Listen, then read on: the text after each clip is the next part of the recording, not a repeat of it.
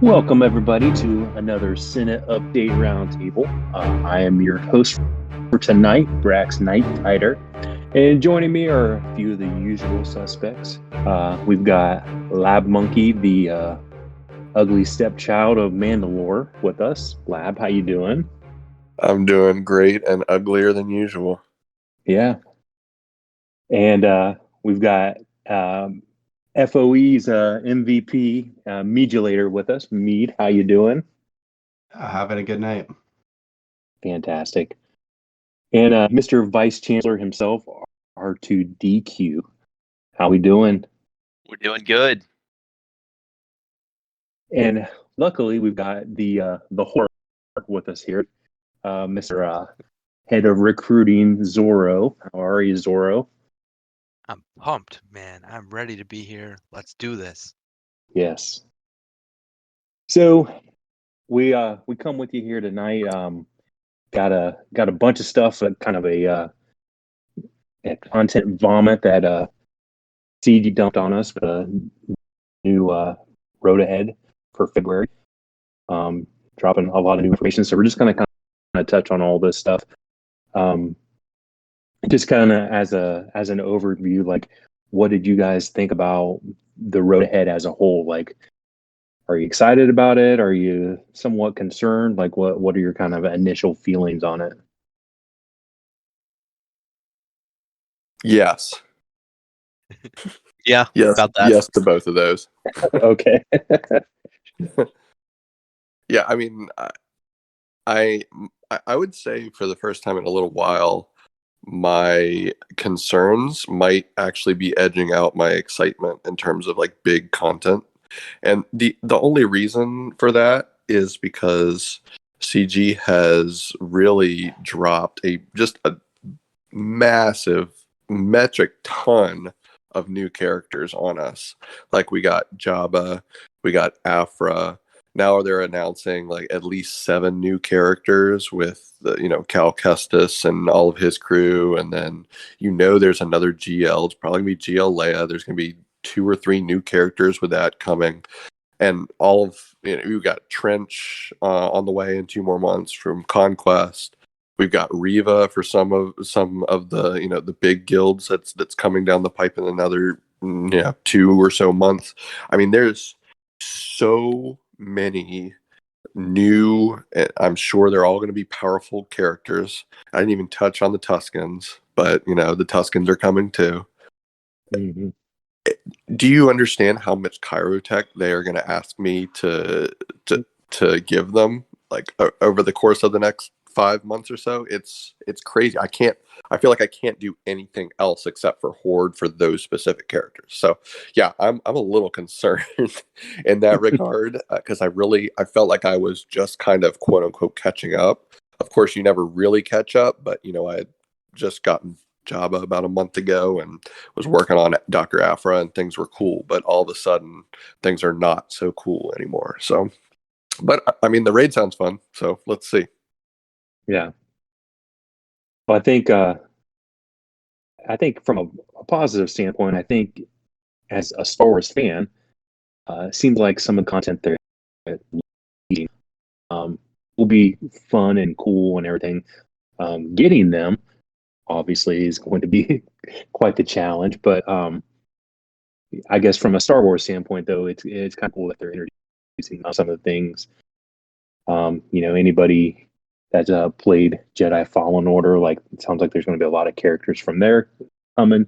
So I think that part of it's exciting. But um, any other guys, like, you guys have anything that you want to throw in before we kind of dive into the road ahead? I think I just read all this and I'm just excited for this. Like, it feels overwhelming, but at the same time, this game is doing really well right now. Like, if it's 2023 and my complaint with this game is there's too much content, there's too many new characters, there's too many like legendary characters and GLs and specific factions I need for raids or conquest.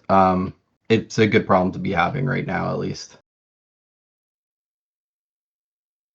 Yeah, I'm kind of there with Mead on that because I am not in Mandalore. I'm not in a end game or one of the massive guilds in the game. So catching up and being caught up was never on the table, and it's kind of cool having multiple directions that you can go and have more of a tic-tac-toe. What counters this, what counters that, rather than everybody has the same thing and it's the same battles over and over again. Yeah.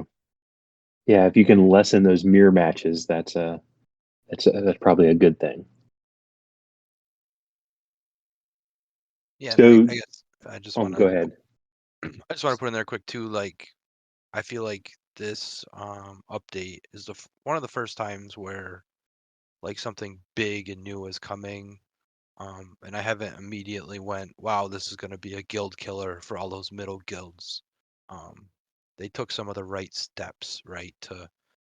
You can still get rewards even if you don't finish it. You still have your own personal track and stuff like that. I feel like they really kind of took that into account more this time. I mean, we'll see when it actually comes, but I think that's one thing I'm actually excited for, and hopefully we won't see as many guilds dissolving over, oh, we couldn't finish the sea pit raid or enough time and stuff like that. Yeah, for sure. I think in hindsight, the new TB kind of ended up being that too, though, right? I was surprised. Like, I think a lot of those mid guilds are doing a lot better in kind of like the new TB than when it came out and we saw the R5 gating. It seems like they're having a lot more success, like the 250 million GP guilds, than I was expecting. Yeah, that's a really good point too. Because CMs don't matter. Well, I Yeah. shouldn't say don't matter, but compared to LSGO, they don't matter. No, just Uh-huh. fleets are really like if you have executor and like Yeah. negotiator, you can get a lot of Yep. that's most of your CM points right there. Yep. And they flattened the rewards enough. Like, Yes. the Mandalore's getting better rewards, but the 250 mil guilds are still getting good enough rewards where you don't feel like you're missing out on a ton of stuff. Yeah, I can tell you that the higher GP guild you get, like the effort, like logarithmically falls off compared to the rewards. Like you put in a lot more effort because you're doing a lot more CMs, and you're getting like 2 extra stars, and it's like, why are we even doing this? Yeah. Reva's the really the big. Yeah, that's Yeah. true. Yeah, that's going to be a touch point that we're going to talk about, but I think that will definitely throw a wrinkle into how some guilds end up attacking that and trying to secure her shards. But so diving in, Lab already kind of touched on it, but the first part there, they talked about the Tusken faction getting some additions. And yeah, it looks like the chieftain and the warrior. So anybody who's watched Book of Boba, spoiler alert, both of these characters are from that. And they were actually pretty cool in the show. So whether they end up turning out like that in the game, I guess we will see. But any initial thoughts on the Tusken faction or either of these two characters? Boo. Yeah. This isn't what I wanted to be spending my like summer farming. Yeah. Like Star Wars is about cool, iconic characters, not nameless Tuskens. Like CG missed the boat on this one, in my opinion.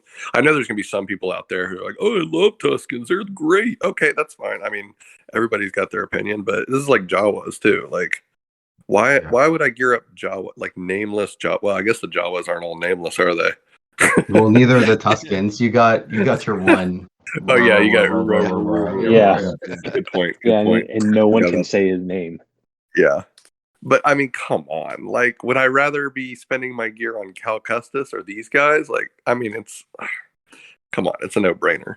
But CG wants everybody to relic every single character on their roster that they ever bring to the game. So here's what they're doing to make this do Tuskens.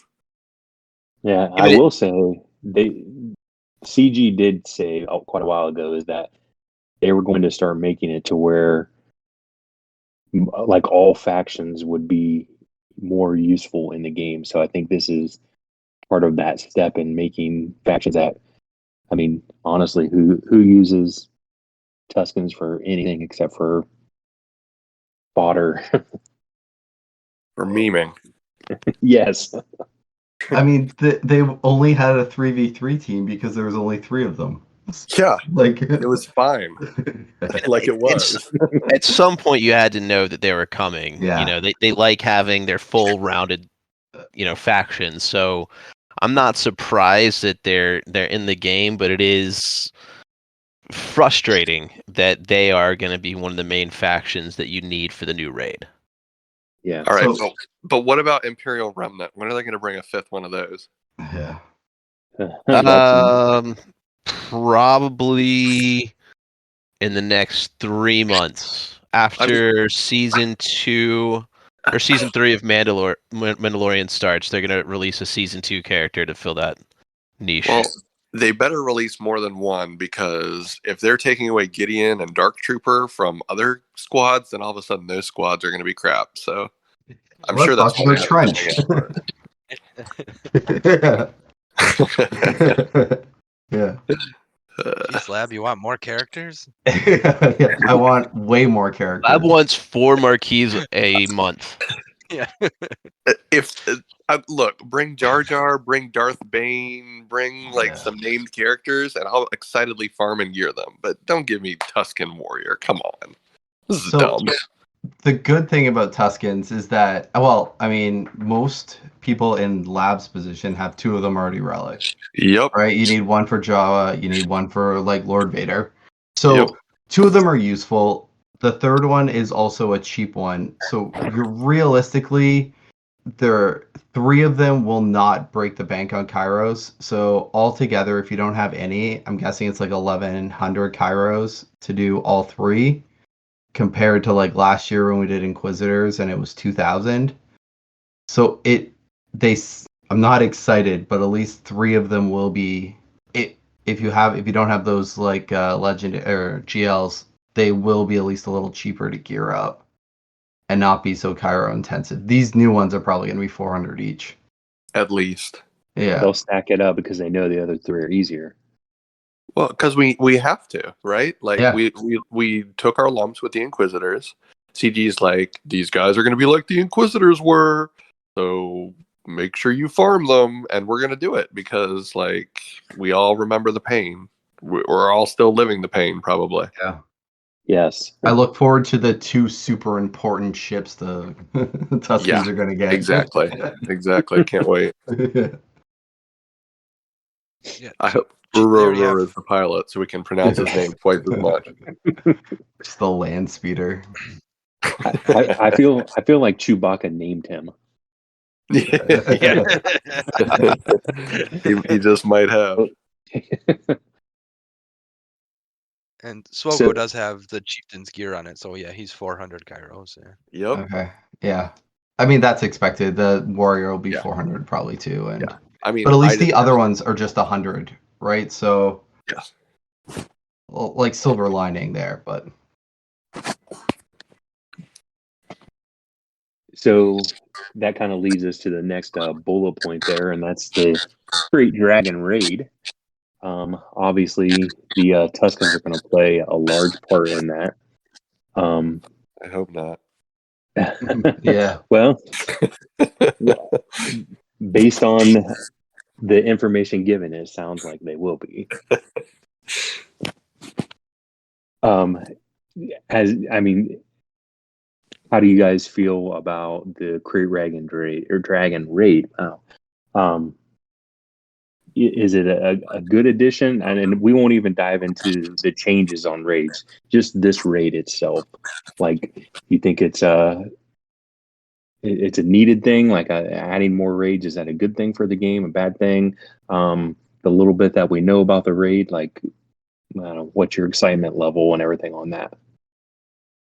I'm definitely excited that we have a new raid. You know, 2 of the 3 raids that aren't C-Pit are simmed. Heroic Sith is been around forever. It's it gives great rewards if you finish in the top 10, but it's the same raid we've been running for 6 years, 5 years. I mean, it's been around forever. And then C-Pit, once your guild gets over the excitement of finally clearing it and getting air magnifiers, it's just a slog to get through. It's a chore. It's a chore. So yeah, like I'm excited to have a new raid.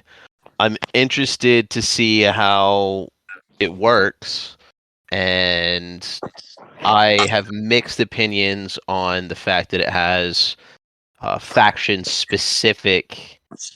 It's a faction specific raid that you can't just take any of your characters into, but definitely interested to see it when it releases.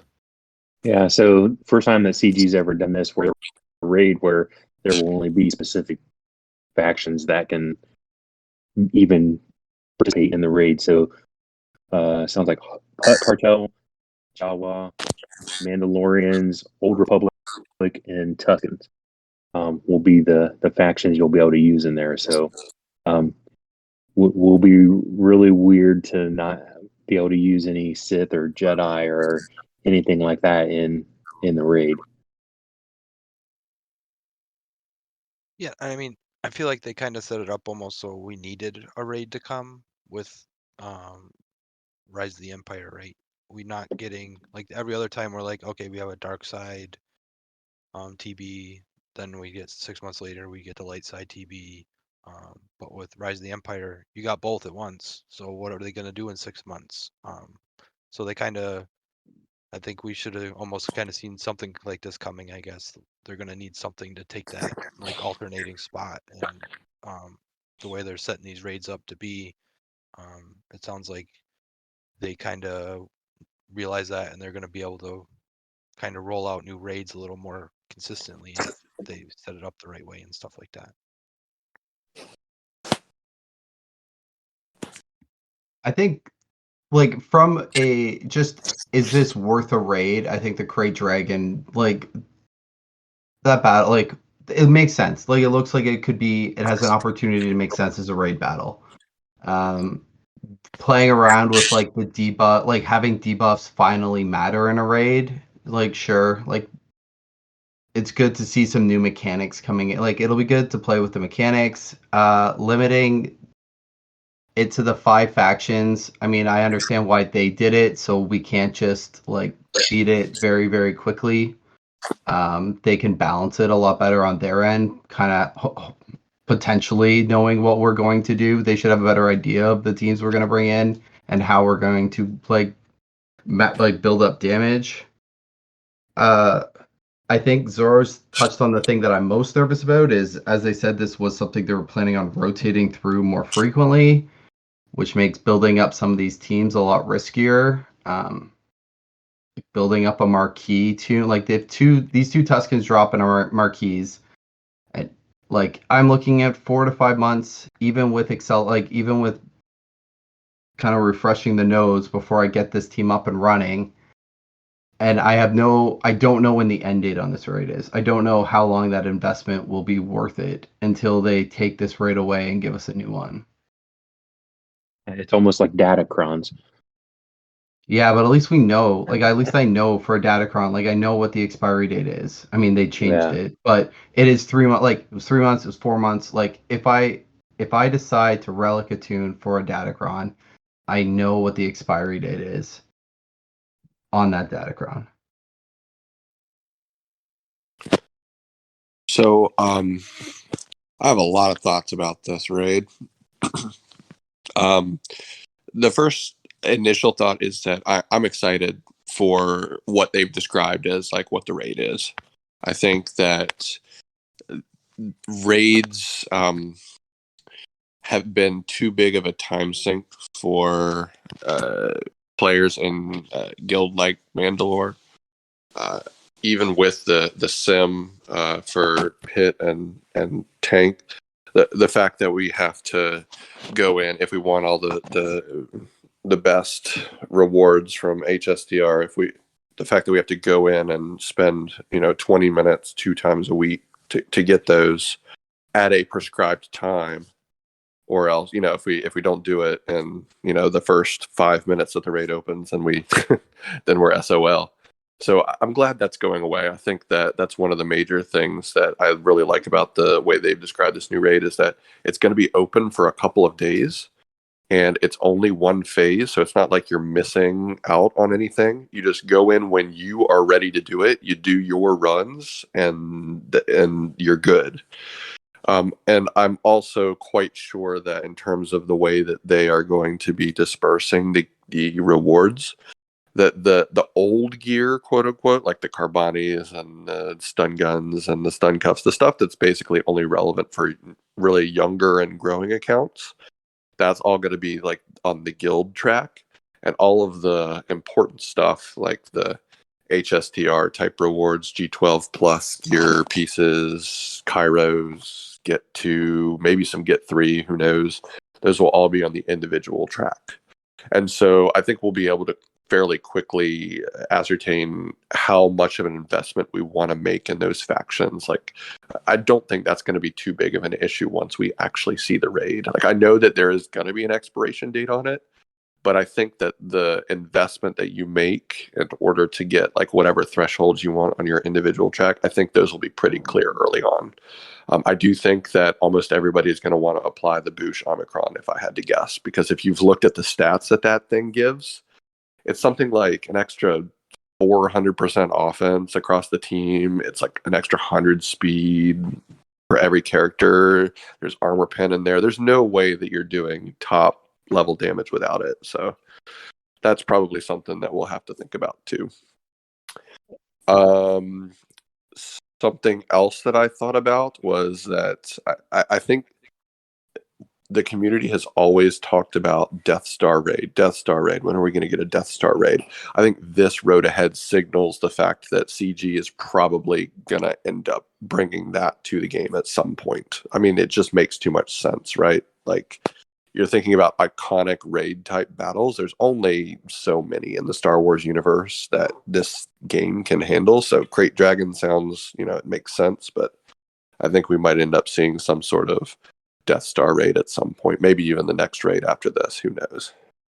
I think I've got some other ideas about it, but I'll stop talking about it for now. Do you guys think they're gonna put a tune on this? They didn't mention it here, but outside of CPIT, right? There should be. Are they going to give us a character for this raid? My guess is no. Yeah. Oh, They've got Conquest to do that now. Yeah. So the kind of word on the street is are they going to throw like 10 in there? Are they going to throw what? I'm sorry, I missed that. Relic 10. Relic 10 max. Yeah. That was the other thought that I had about this raid, is that the fact that they're still developing it and they're going to announce more about it in April. How much you want to bet what they're announcing in April is Relic 10 mats? Uh-huh. Yep. I mean, if they're making R9 mats and even to some extent R8 mats more accessible as rewards with this raid, I mean, I can't tell you with a straight face that I'm excited for R10, but if they make R8 and R9 more accessible, that's all I ask when they drop the inevitable R10. You know the crazy thing about R9? There's a lot of crazy things about R9. One of the crazy things about R9 is that even this goes back to my original point about the top level guilds putting in way more effort and getting basically, very minimal extra from this territory battle.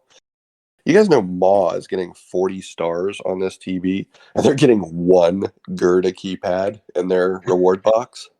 Like, the biggest guild in the game, they're almost 600 million GP, and they're getting 40 stars. That's like the max that any guild can get, and they're getting one Gerda keypad.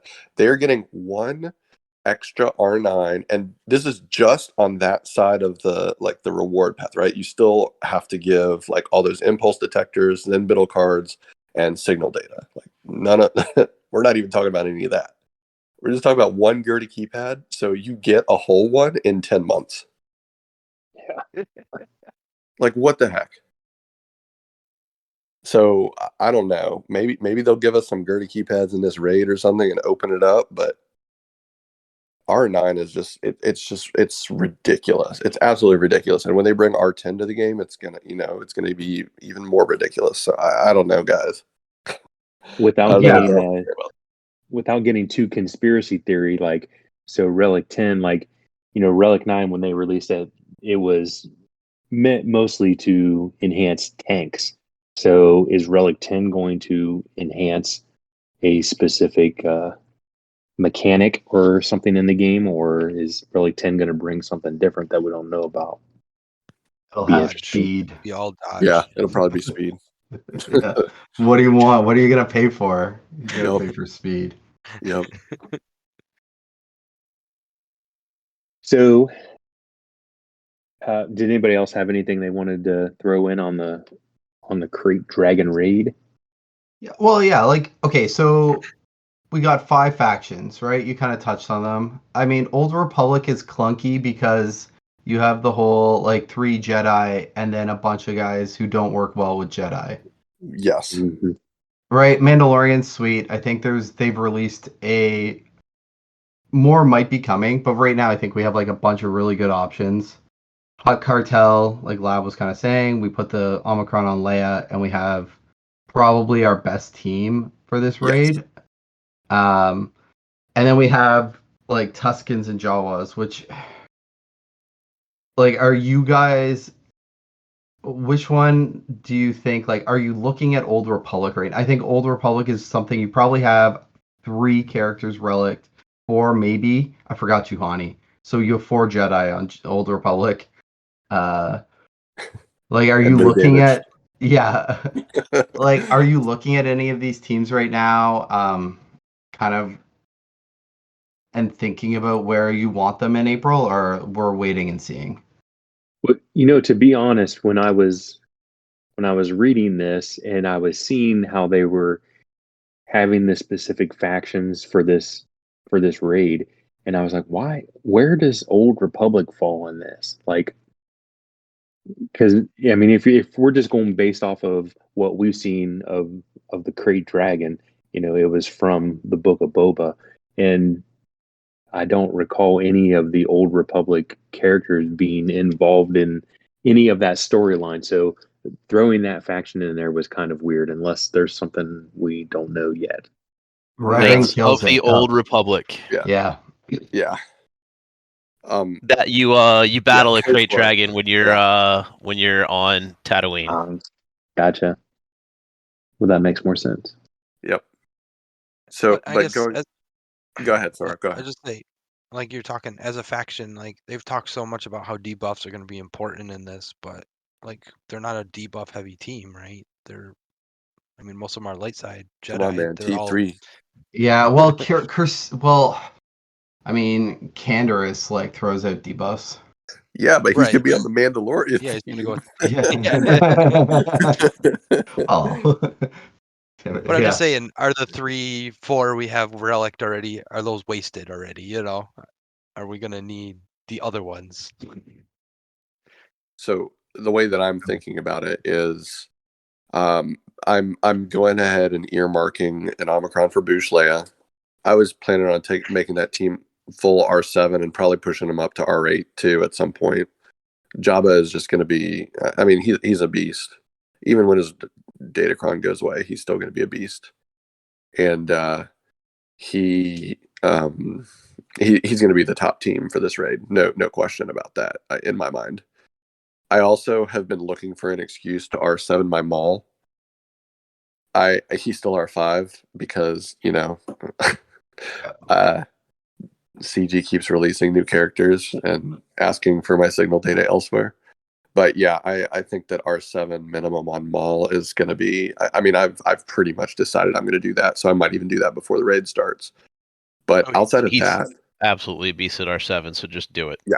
I know he is, and there have been so many times where I've wanted him at R7. It's just like every time there's like something else, these stupid R8 platoons for this TB, for instance. Like I have an R8 snowtrooper now, great, and an R5 Maul. So figure that out.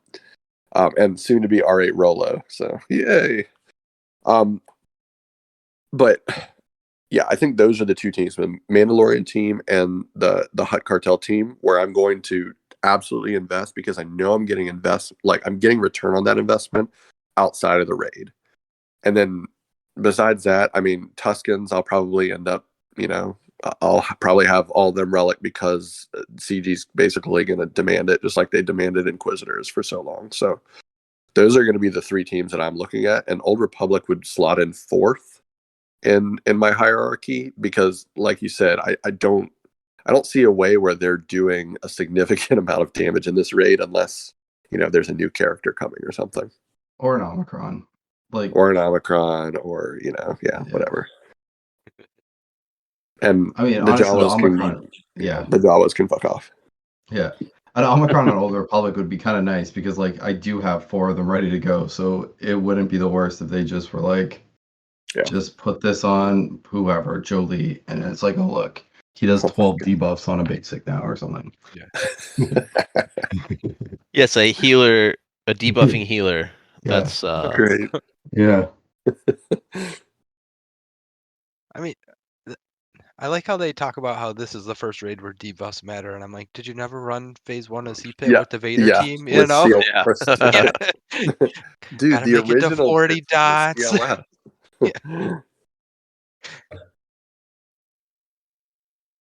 So, with the introduction of the Krayt Dragon raid, they are making significant changes to the way that raids in general work.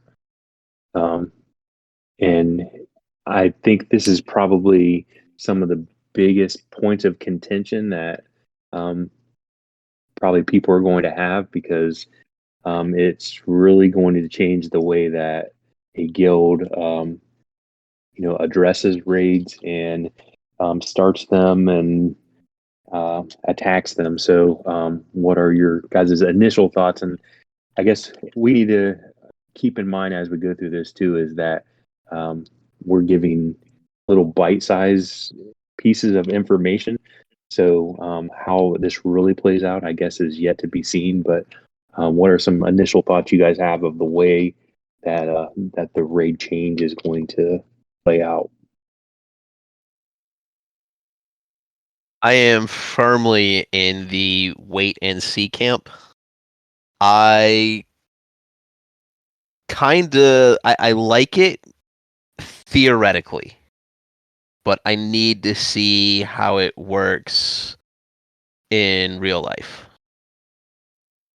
Because top 10 rewards in HSTR are phenomenal.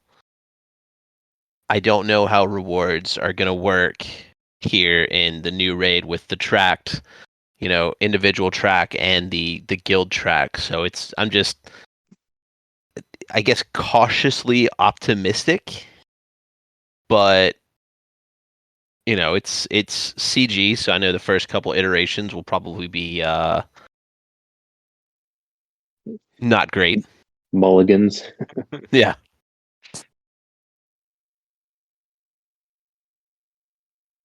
I mean, setting aside the issue of rewards, because obviously, I mean, that's going to be on everybody's mind, right? That's why we do raids. Like 99% of us, that's why we do raids, is because of the rewards, right? So let's just, like, for the sake of argument, say that the rewards are going to at least match what we're getting, even as dedicated players who've been getting top 10 HSTR regularly. Let's say that the rewards are just that good. I think everything else about the change sounds really, really good. And it's very reminiscent to me of the GAC change that they made, where they moved the crystals away from Squad Arena to GAC. So now, to get my crystals, I have a 24-hour window, like, at my convenience, rather than I have to be on my phone stuck for 2 hours doing these 2 consecutive climbs every day, or I don't have my crystals. And this is the same idea in this raid setup, is that the raid just go like it. You can't leave it. It's a set amount of time. You've got 2 or 3 days or however long they're going to let it run. And whenever it's convenient for you, you do your individual runs. And you don't lose out on anything. You don't have to get stuck to, all right, this is when our guild does the HSTR raid. And if you're busy right now, or if if your kid starts crying 2 minutes before and you got to go take care of them, or your wife has, some really important epiphany that she just really wants to talk to you about and will get mad at you if you're looking at your phone during that time, then you don't have to miss out anymore like you did in the current paradigm. So I'm excited about that. Yeah, quality of life. This makes a lot more sense than the old system. And the 2 tracks also is kind of nice, where you are working towards a big goal as a guild, but then on an individual level, you aren't like, there are ways for you to kind of get better rewards for like the work you yourself are putting into it. Yep. And it's not a zero-sum game anymore like it is with HSTR, whether, in order for me to get top 10 rewards, somebody else has to not get them, right? Right. Oh, and that's the worst feeling, is like you finish and you start refreshing and you start seeing your name like fall down, right? And you're like, please, when that next name pops up and it's below you, you're like, sweet. Like, that person's going to get worse rewards than me on a rate. Yeah, it's not a good feeling to watch that your name like fall down to 11. No. When I think that was one of the points that they really talked about in this road ahead, was that, like, the question was, why are we making the guild compete against themselves? Yeah. And that was the thing. And when you're competing with everybody else because you want the best rewards or whatever, it just wasn't conducive to actually like building the camaraderie and everything that you're looking for in your guild, because you're basically probably going to piss somebody off in your guild. Look, I'll give CG credit where they deserve credit, and it's very clear that they thought about the issues and the problems that raids have had historically in their game, and I think this is a pretty good attempt at fixing most of those problems in my mind. So yeah, I mean, we'll see. I reserve the right to take that back if the raid gets launched and it's just horrible for one reason or another, mostly rewards. But I'm excited that the individual track is like, that's in my control and it's at my convenience, and I can choose what level, like whether I want to relic these guys to the moon to try to get the extra rewards, or if I'm comfortable with where I am, I can choose how much remodding I want to do. That's another reason why I think that the limited factions in this are so nice, is because the last thing that I want to do in a competitive guild is to try to throw my entire roster against a raid every 4 days or however long it's going to be running. Like, that's exhausting. That will burn somebody out really quickly, like as soon as the novelty run wears out. So thank God I don't have to do that. You think? I'm sorry. Go ahead. Oh, I was gonna say, do you think they moved the fleet crystals to the raid track? Oh man, I know everyone's been theorizing it's coming. Do you think my this is the God. time? I The have not personal thought raid about track that. would be right where it goes. That would be such a good QOL improvement. Oh my goodness, please do it, CG. I'd get But you'd still Tuskens have to climb immediately. fleet though for Zetas. Oh, It's not like Arena where you can give up on fleet though, because you still need the Zeta mats. yeah. Well, maybe. I don't know. They could rework the store just like they did the Squad Arena store to put. I mean, they could put more garbage in. Zetas on the raid track. Like, they could just put those Zetas on the raid track. They could. Yeah. Well, I will say though that if I wasn't buying Zetas in that store, I would be buying character shards for Shard Shop. So you're right. I still would have to climb. Yeah, I but mean, I'm a finishing number tryhard. 1 overall wouldn't be as important if, like, because I mean, for the store currency, it's not that stark of a difference if you're in the top 10. Oh, Yeah, that's true. Although it does, I mean, it really does add over time. It's just like Yeah, the Kyber 1 to Kyber 2 GAC squish thing that we're going to talk about here probably in a few minutes. Like 20 crystals isn't that big of a deal until you realize it's 20 crystals every single time, and it starts adding up to hundreds and then thousands, and it's like, wait a second, where did all my crystals go?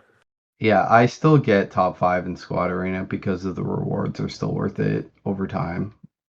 Like I don't.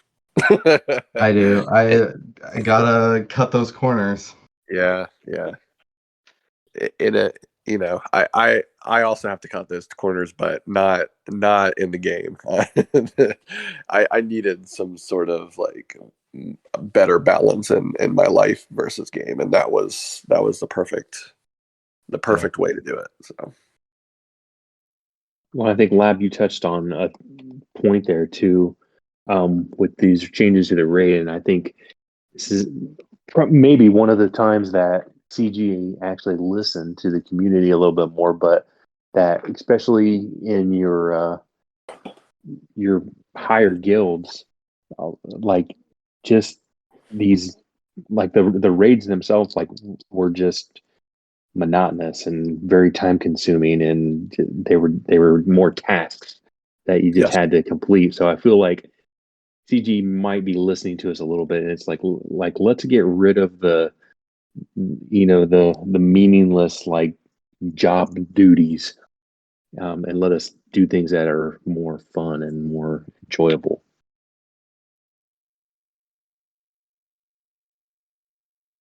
like Relic Yes. or Tuskens. Yeah, Yeah, that's right. yeah, because that's and fun. wait, boy, oh boy, I'm looking forward to when I like bring my full relic Tuskens with like a T9 Datacron against Lord Vader and just smoke him. yeah. I've had a similar thought. Like Bring it all full circle. yeah, we're gonna like they're gonna put a busted Datacron on him. So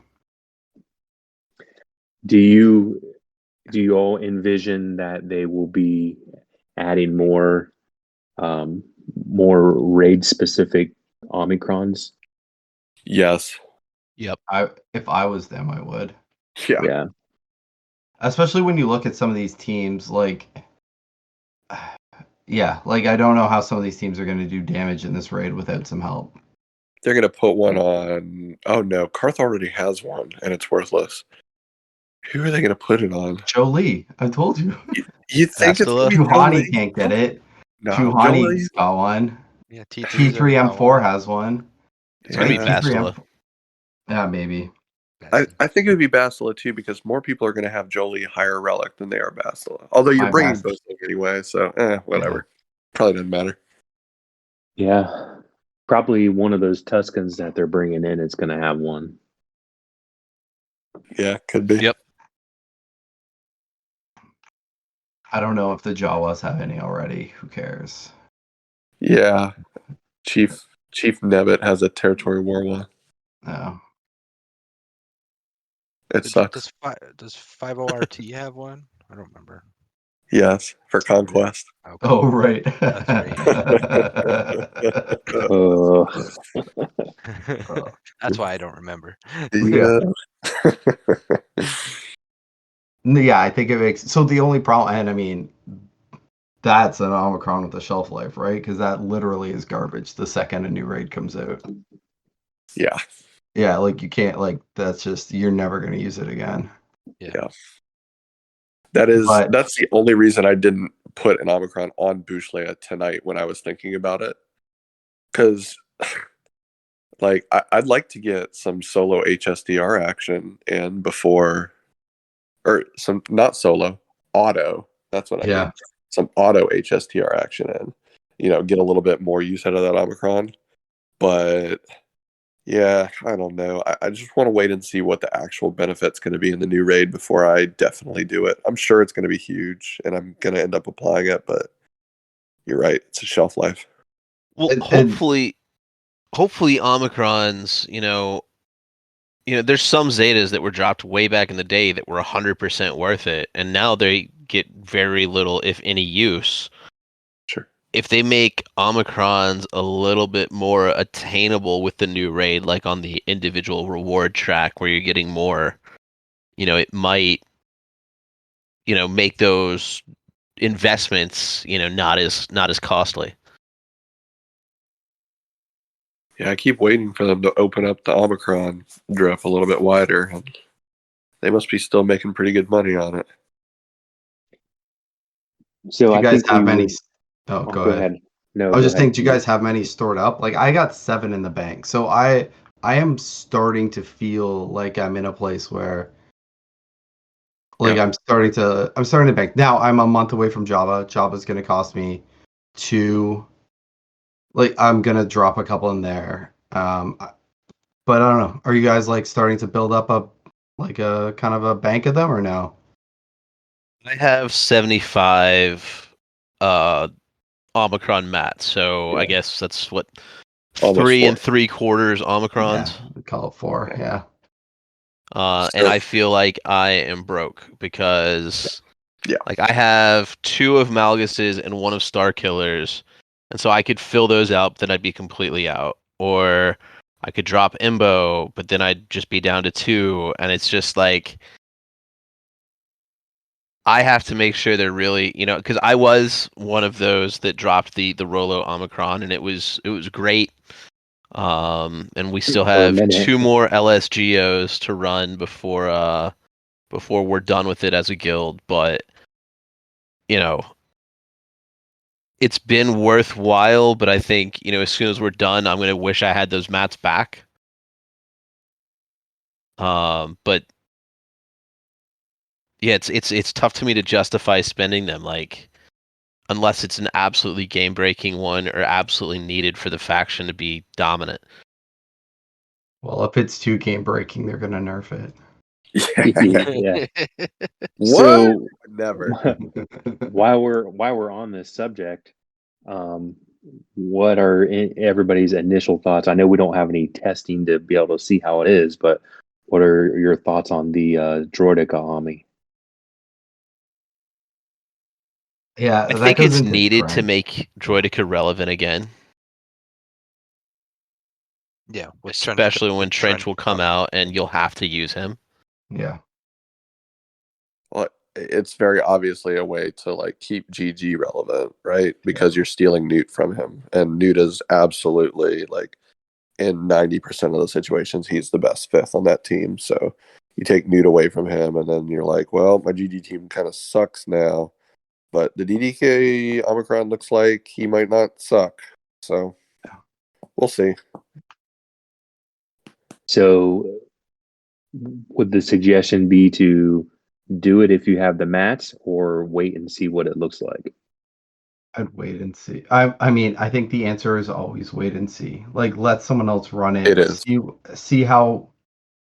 I don't think you were going to want to put it on defense. You're still probably going to want to use it on offense. Let's see how high it can punch up and then decide if that's actually worth it for where your roster is. And So, it's a TW1. So Yeah. you're like, what are you going to beat that's going to help your guild in TW? Right. Yes. Right. That Yeah. you're not beating already. Yeah. Yeah. Yes. So like in even at Mandalore's level, like GG, we always use him for something on offense. Like he kills so many of the non-Galactic Legend and some of the Galactic Legend teams with GG Newt. So it's like if you're gonna put that on defense, then you're going to need to pull something pretty heavy that was on defense back up to offense to make sure you're covered. So yeah, it looks pretty good. It's hard to say exactly how it'll be used. Probably offense. You're just going to lose some turn meter, and then you're going to gain raw stats in place, and some funky Fair enough. mechanics. Yeah. So we are lucky that we have the head of recruiting and the assistant head of recruiting tonight on the same podcast. So I wouldn't be doing my job if I didn't bring this up when we were talking about raids. is how will that affect recruiting, and especially some of these some of the not in game guilds, because I mean for forever it's always been if you're advertising your guild, you're talking about how you're doing in this raid and that raid or whatever, and it doesn't seem like that will carry as much weight now. Yeah, I think I guess we have to wait and see. I think like it comes back to the gear stuff again, right? Like they've said you'll get partial credit, right? We're gonna get some gear even if you don't finish the raid. Hmm. But the question is, are you getting so if you finish 50% of the raid, are you getting 50% of the gear, right? Or if you just get through 50%, are you getting 75%? Because if you're only missing 25%, might not be the biggest deal, but if you're missing more than half the gear, yeah, you're probably going to be like, okay, well, even though my whole guild is hitting this raid, I'm still going to go out and look, right? Because I don't think we're doing enough damage and we're missing too much of that extra gear. Yeah. But I mean, like we've said, it really depends how the reward structure ends up. Like, is the rewards heavy on the personal track versus the guild track is kind of light, maybe, right? I don't know. What do you think, Brax? I mean, yeah, I think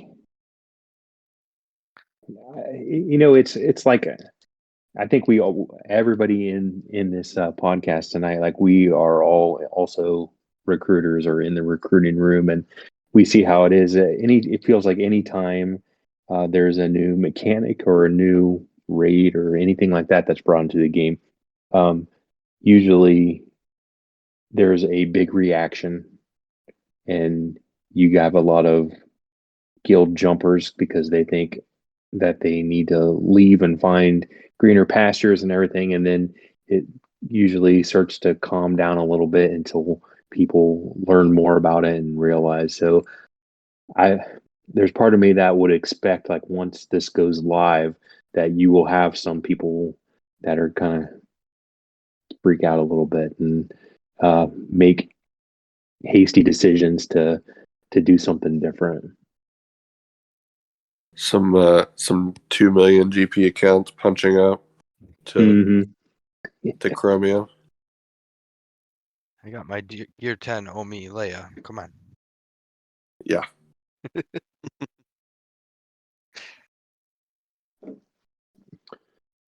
All right. So the next thing that they talked about was a new hero's journey, and our guy from Jedi Fallen Order, Cal Kestis, will be joining, along with some of his friends, I guess you could say. Um, what are initial thoughts on Cal? Like, I guess we don't know a whole lot about his kit or what he's going to look like, but like, are we thinking that's a good addition? I know, I believe he's going to be an unaligned force user, so not really going to be tied to a faction as far as I understand. What are your guys' thoughts on that? I am very excited for Cal to be coming to this game. I know on previous podcasts we've talked about how it's about time for him and everyone else in that game to come over to this one. So I think it makes sense that Cal Kestis is an unaligned force user because throughout a lot of the first game, I don't know if you haven't played it, he is a Padawan who survived the purge and went into hiding, and so he's got some force abilities, but his connection to the force was damaged. And then towards the end, he does get knighted. So I'm assuming that the culmination of his event, Cal Kestis Survivor, will get the Jedi tag.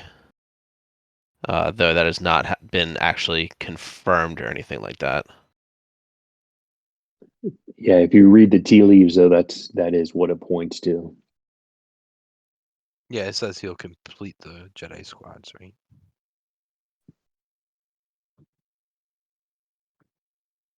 So, my initial thoughts is, well, there's two of him, right? Like, there's the online Force user, and then there's going to be the Survivor version, right? So the Survivor version will be a Jedi. But the unaligned Force user, that actually, I'm more excited about Seer because she is going to be a leader of unaligned Force users, which we don't really have one of those in the game yet. Mm.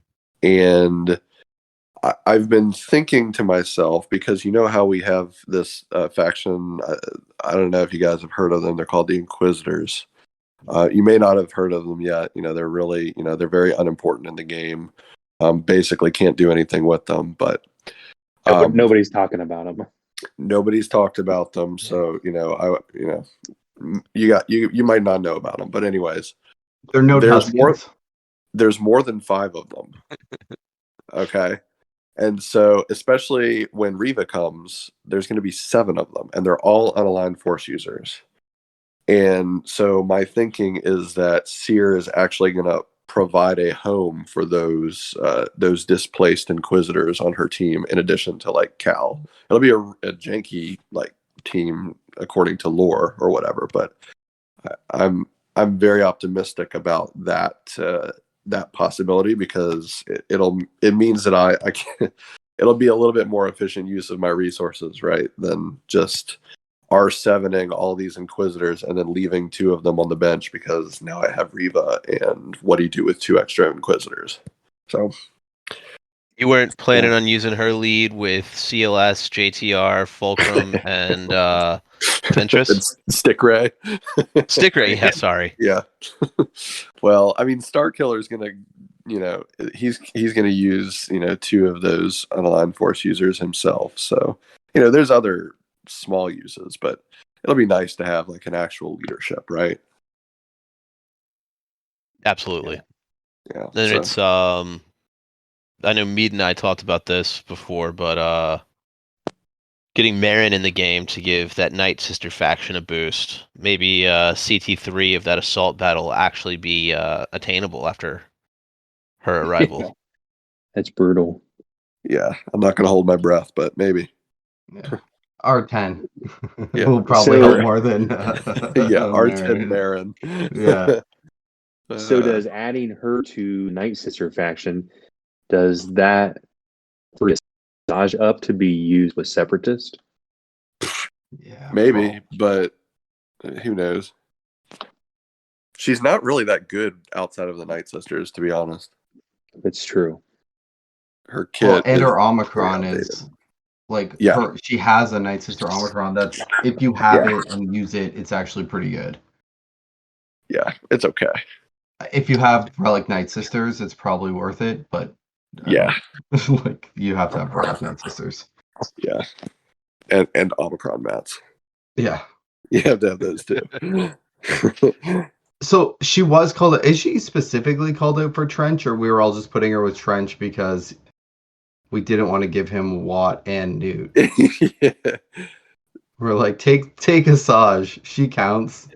Yeah, she's in the synergy recommended. Instead of General Kenobi, Yeah, the general spot. she's in there, but I mean, basically, yeah, she's there because we don't want to give Trench all of the stuff that he wants, unless he's Yeah. beating GLs, which he probably will with his Datacron, and then the Datacron will fall off and he'll suck. Yeah. Oh my gosh. Yeah, I just don't want to take Watt away from C. That kind of kills him. I mean, I haven't, like, just like the way things I've been kind of moving my stuff around. Watt's lived with like SLKR a lot for me for the last little while, so I do have armor. Yeah. Like, I have been kind of making it work. It's sketchy. It's not great. I mean, I've been using C a lot to just beat Malgus. I don't have Yep. It's a triumvirate built up, so I've been kind of using C to clean up in GAC, just that squad. I can't just whenever I look at the board, I'm like, oh man, this is gonna be a problem, and then I just use C solo on it, and it goes away. Yep. So it's not great to be punching down with a GL, but yeah, I've been kind of Watt hasn't been with C a lot for me lately, as it is. Now he's been super important wherever else I've been using him, but C's still pretty good. I'm interested to see how good Trench will be outside of Territory War without Omicrons. I mean, If he'll be like Boba Son of Fett. Django status, or if he'll be like Right with better all the than rest of these that. separatists. Yeah. I get It's just that. so hard. Those characters are so good. We haven't really talked about it yet, but like Trench is looking for Newt, Watt, Yeah. probably Dooku, and Django. then and Django. And like depending on where your roster is, Django lives with Maul, right?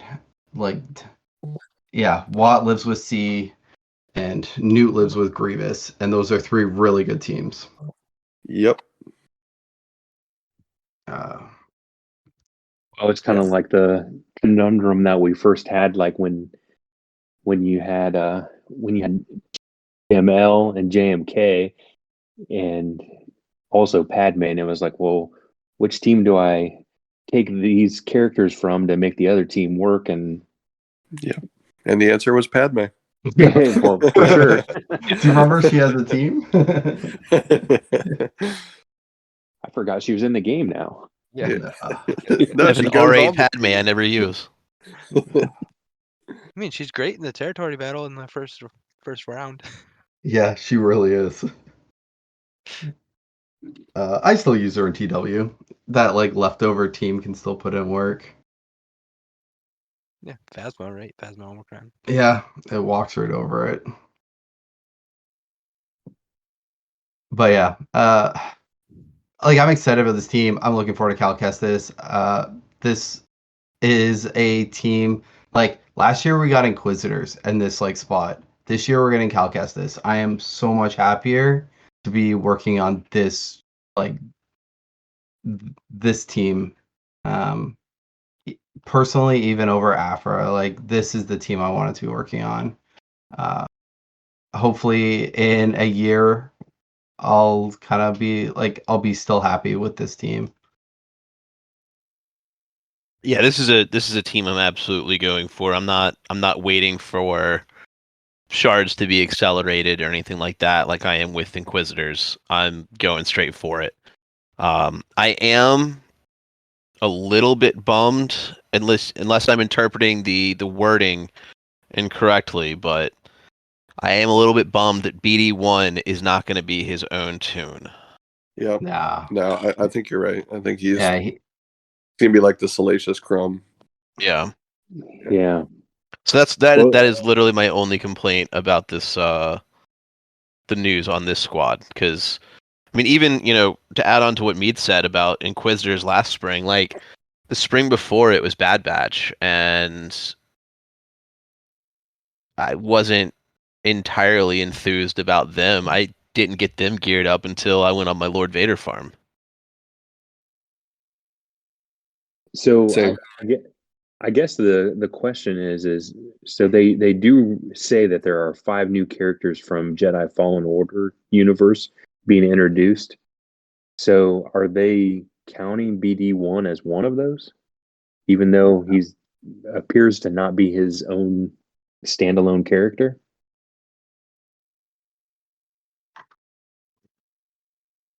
I wouldn't don't know. think so.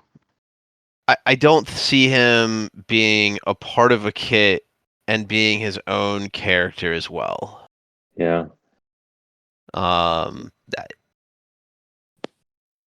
assuming that we're gonna get Grease, and maybe he'll come with his ship as well. But the 5th, I'm not quite sure on. I mean, it could be a purge trooper or the much needed and long awaited scout trooper. But as I would far as still like main to see characters Saw. go, I'm not sure. It's just kind of interesting that they worded it that way. Whether it's a Yeah, teaser or they just didn't think out the way that they said it. I think it's also unclear if like both versions of Cal are like is he two tunes? Like if we're gonna get kind of like OG Cal and then like Jedi Cal, is that two of them, or are we gonna Yeah, need five to kind of get like get the five and then get to the final piece? that's a valid point because when I was thinking of 5, I was assuming they meant the two versions of Cal and then the other ones, but maybe that's not the case. I mean, I guess 4 has also been kind of what they've been putting out. That was what Starkiller needed was 4. Afra needs 4, right? Mm-hmm. Yep. With And the of amount of course, gear and relic investment they want in these new tunes, it is appreciated that you only need 4 to do it rather than 5. and Except of course Inquisitors. with adding them, they also are adding Braca, a planet, and so that will be added to the Rise of the Empire TB as well. That will be an Well, additional planet. I'm not well sure. Braca's already a planet on this TB. Oh, They're adding a node, I think, on Braca. oh, okay, gotcha. That makes sense. More battles. They did Yay. say a new planet though, but They did, I yeah, thought but so. Yeah, but Braca's not the new planet. It'll be right, another yeah. new planet. Yeah. you're correct.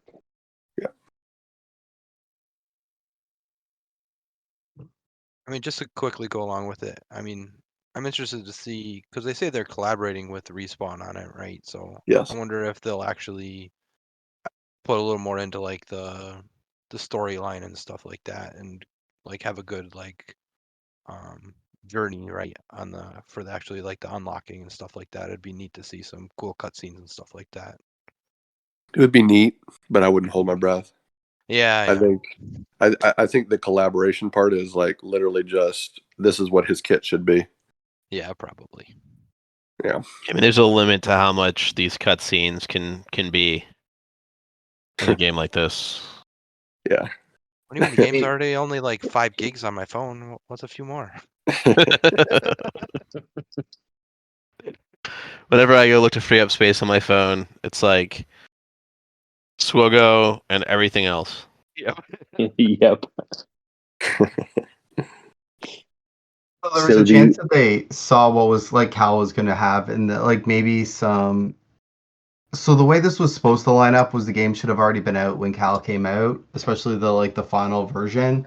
I know it got pushed back a bit, but maybe they were working more that we're gonna see like the Survivor version will be like from the next game, and maybe some moves and stuff will kind of be more tied to his.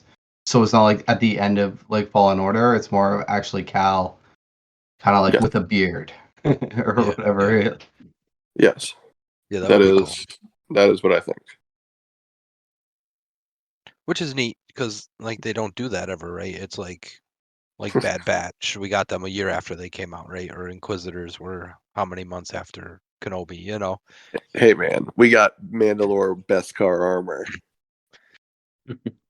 Right. Didn't that happen in like the second episode of that show? Yeah, Yeah. that was the best part. Like Yeah. all of the marketing materials for the show showed him in that episode 1 armor, and Yep. immediately in the second episode he completely upgrades his everything. Yeah. Ooh, shiny. So the mysterious Easter egg that people are talking about now is that at the very end of this, it says that we are going to jump from Tatooine to Braca to Kashyyyk, and people are reading into that saying that that is a reference to adding Wookiees What are you guys' thoughts on that? They were always going to add more Wookiees. They have a freaking phase 3 or phase 4 light side Wookiees only mission in this stupid territory battle. Like, Yeah. I mean, it was always coming. So I think there's definitely a lot of validity to that particular rumor. So who are the Wookiees that are going to be joining? Oh, it's probably Tarful. No, they won't have any names. Yeah, There'll be Wookiee warrior, Wookiee leader. Warrior, They'll be sound. They'll be called sounds like.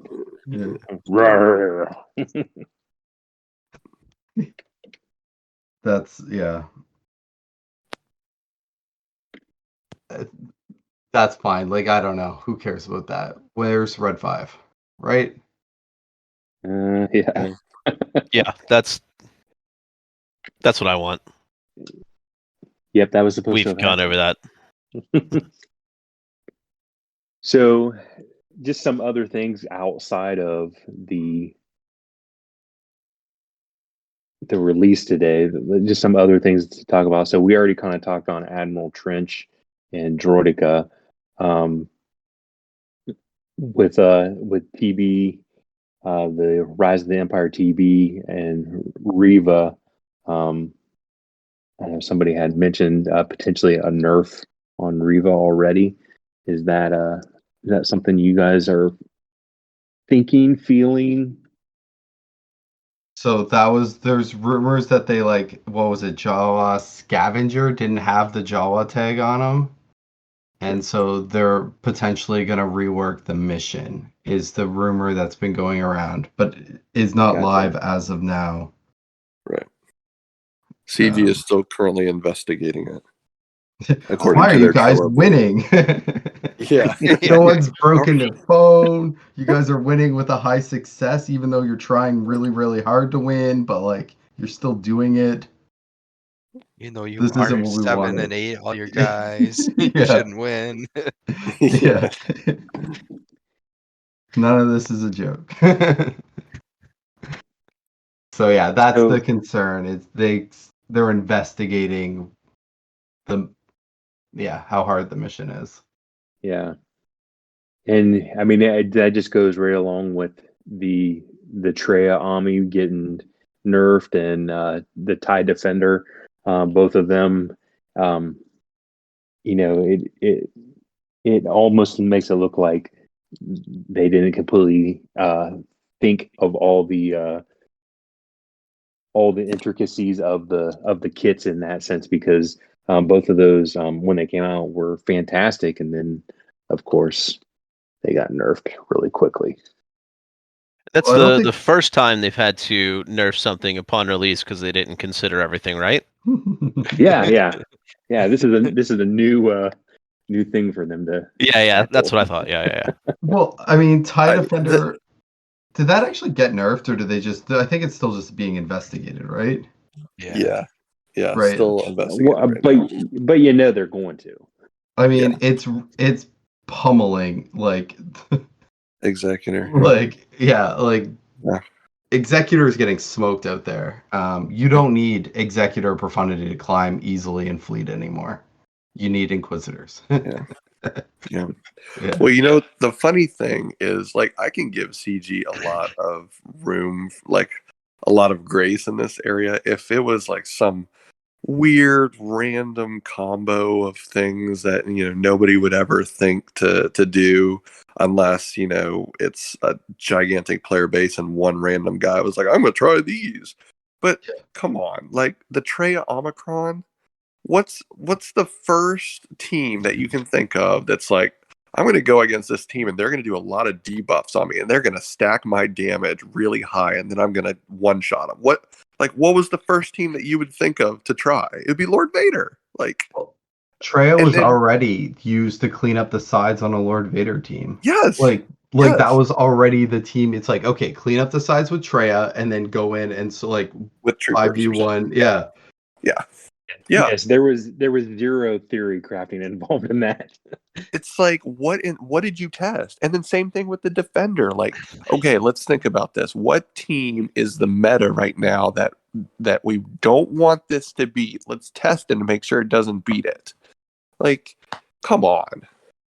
I mean, do you think? Anyways, I mean, I feel like with the TIE Defender, they just tried it with the territory battle, right? Because now it's yeah, possible to beat it, yes, right? exactly. They like Exactly. scaled it the other way. They're like, Yeah, this is how you can beat Mustafar. right. Exactly. Exactly. They're like, haha, we're gonna make a territory battle so hard that they'll have to get this ship. Yeah, And then they But didn't we're- even think about the other ramifications. yeah. But then they easier. gave it to us. But like, Yeah. like we didn't say this, but like TIE Defender came out, and guys, like it was really easy to get to 7 stars. My God, yeah. Yeah. Like, It's the that was first a galactic chase gift. that I've gotten to 7 stars Yes. on the Yeah. chase. It's the first galactic chase that I've gotten to 6 stars and Yeah. then 7 Yeah. stars. Yeah. And like didn't like I mean I know some of you guys dipped into 200s. I did it by only like I piled my energy the day before. That was it. One day before. And then I did 100 refreshes through the event, and at the end of it I unlocked a 7-star like ship. Yeah. You got a little lucky, but I Super think I lucky, high yeah. rolled some of those like I'm still like packs 25 too. short.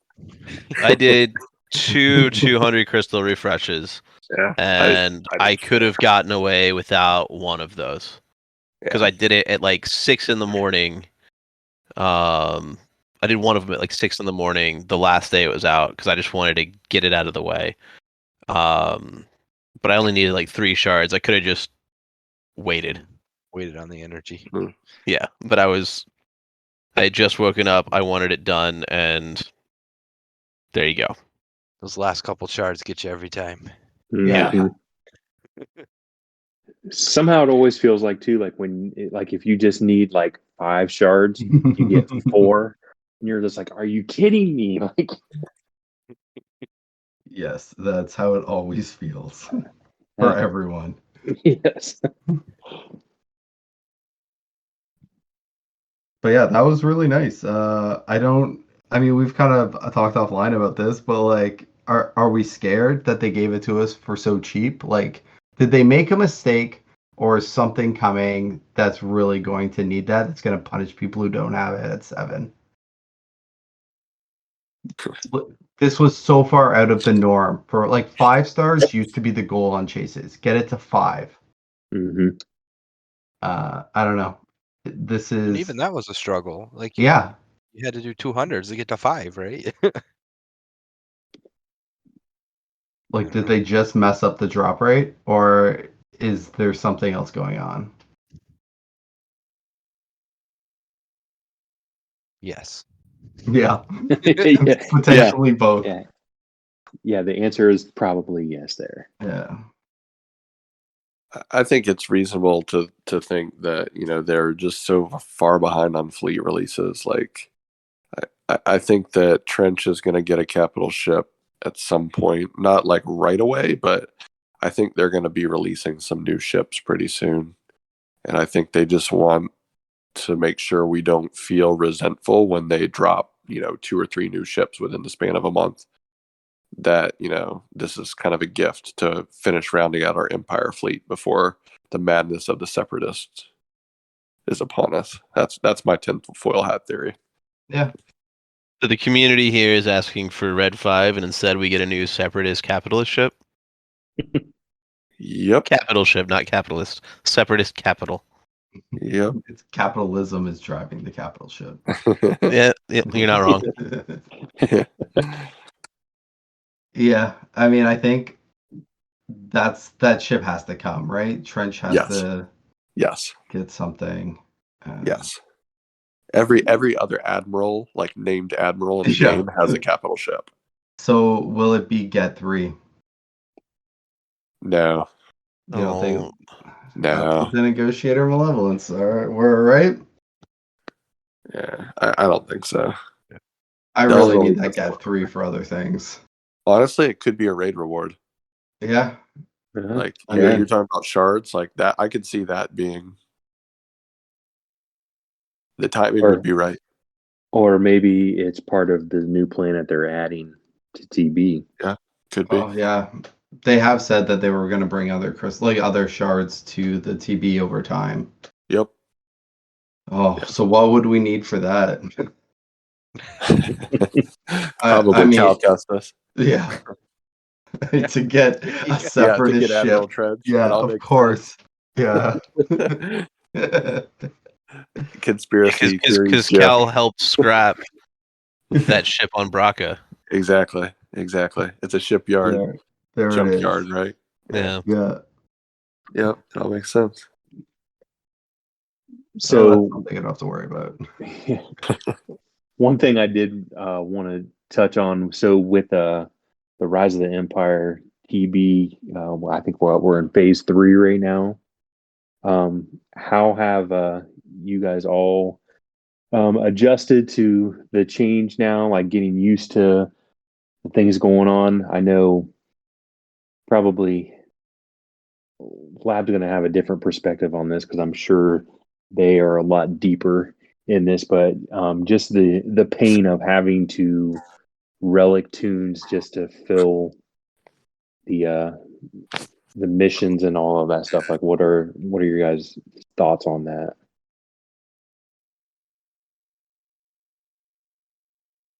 I mean, It makes losing people suck. yeah. Yes. Yes. Like Endor had a bit of a bump last week, and we had like 4 accounts we kind of switched. I think it was 4. Anyway, it's close. Yeah. And it just sucks. Every time someone leaves, the first thing you have to do is go to your stupid TD, like a TV Excel file, and you're like, well, who did they have? Like, Yep. who do we need to bad like? one was What it? do we Yeah. need? Like, it's and no one else has them. And even like when we bring in somebody, they're like, oh, I have this. You're like, I have ETH Yep. Koth or whatever. We're like, cool. Like, we have one. Like, Yeah. we don't need that. Like, we need this other very specific tune that, like, it's. Yeah, we're like, that's maybe the gonna be officers that's gonna just need to do them all. Yeah. Yeah, like, I that's was- what it's gonna. I was and about then to never make that quit. joke that you're gonna want to just make everybody your guild an officer so they Yeah. won't leave, Yeah. and then then everybody will have like 5 of the characters by themselves. Well, that's going to be the new recruiting thing. Is that when a recruit comes in, we're going to be like, well, do you have a Relic 7 in Java or something Yep. like off the wall, like oh, if you don't have that, you can't get in. Like, Yep. You have to promise to do it. Yeah. yeah, yes, Well, I mean, like, we've kind of, like, I've mentioned this to, like, recruits that are coming in. It's like, okay, like, if you're here and you're happy, like, you get the next one. Right? Like, like you're up next. Everyone else has done it. Yeah. Like it's gonna be kind of it's the only way where we can do it where we're not making the officers get everything.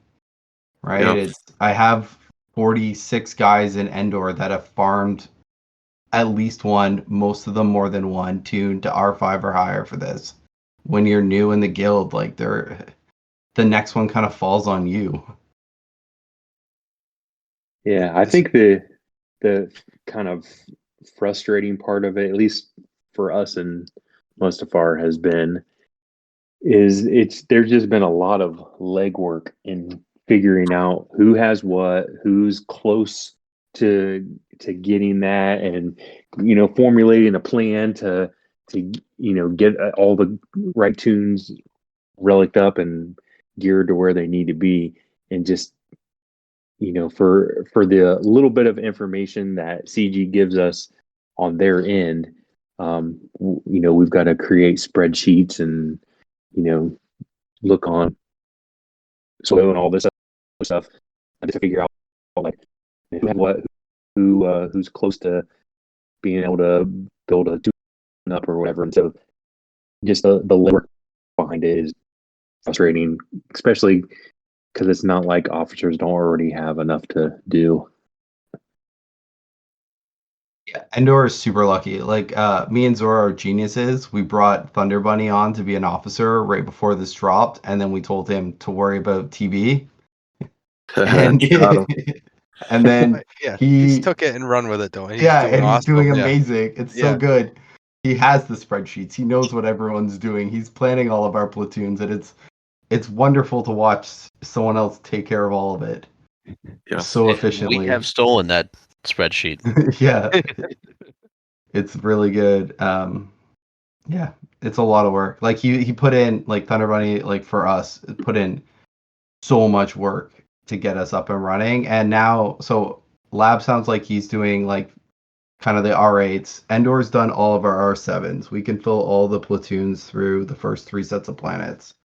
And that was a lot to ask for our, like, a lot of farming went into that from all, like, 50 of our guys. Yeah, and the thing that really sucks is that building those tunes up too is taking gear and stuff away from things that you actually want to work on, and so that's been the frustrating part too. It's like, oh look, I'm getting close to the next GL, but I need to do this for the guild, and it's really really put people in some places where they have to make a decision like, do I want to continue this farm, or do I want to help the guild out to be able to do better in TB? And it's definitely a challenge. Well, and Lab was saying, like, the higher rewards, like, it, it starts becoming very flat. Like, you're like, okay, if everyone does this, we can go from 32, like, I think you guys got 32 last time. So say, and like, Mandalore goes to 35. Like, how much more are you actually getting back on that investment in the next year for those 3 extra stars? Yeah. I can tell you. How much? Well, 35 gets the one Gerda keypad, Right. just Okay. like 40 does, right? So Yeah. that's kind of how we made our determination. We were like, okay, we're going to do these R8 platoons because of 2 reasons. Number one, because we're sure that CG is going to, put some sort of good reward in the, 4th or 5th zone at some point. So we're going to want to make sure we have these done. But also because once we get these platoons done, I mean, there's no way we're not doing R9 platoons anytime soon. Like, the value proposition's just not there. So once we get these R8s done, we'll slowly start getting some Gerda pad stuff, and we're just gonna coast. We'll concentrate on the special missions, like for the Get 3. Yeah. So we'll do like the YOLO and Kira mission in phase 1, and then we'll probably end up, R8ing all of our Inquisitor. Well, not all of them, but 5 of them, including Riva, when we unlock her, and we'll, start getting more currency that way, and that'll be a much bigger reward bump than, asking our entire guild to basically put 2 months of their progress on hold to get these R9 platoons. That's silly. So yeah, like 1 Gertie keypad, a couple of impulse detectors each TB. It'll add up over the course of the year. Like, eventually we'll get our investment back, but it'll be slow going. But better to do it now than to start getting the investment back than to wait, because TG's always going to keep bringing new characters. There's always going to be something to chase. We're never going to be like, well, I did everything else, now I can do platoons. It's never going to be like that. So just get them done and get them out of the way. Yeah, I mean, investing in a useless tune to take them to R7, R8 is never fun. But it also, if you're focusing on one tune, not a faction, not a GL farm, but one tune, getting them to R6, R7 for, some of the smaller guilds, it's not that hard. No, that's not. It's a week, maybe 2, if you don't get lucky with raid drops. If you're focusing on farming that gear and the relic mats, it's really not that difficult. It's when you have a whole 15 tunes to take up for a GL, it's overwhelming. But if you already have a tune, especially one of the ones that's, an ETH Koth that's been around almost since the game's been dropped, it's not going to take any Kairos. It's, I could probably take him from level 1 to G12 in 30 seconds. And so it's not that, it sucks to invest the materials in that when you're working on a GL grind or you're working for Grand Inquisitor or Afra or whoever, but one character is not that tough to do. Yeah. Well, actually, this is one of the few times that it benefits some of the players that have been playing for a long time, because a lot of those useless tunes you've had for a long time I don't know how many tunes that I had sitting there at, gear 11, gear 12 that like I never used, but I just did it because they were there. and I had the opportunity to gear them up then. So, being a player that's played for a long time is actually a benefit in this case.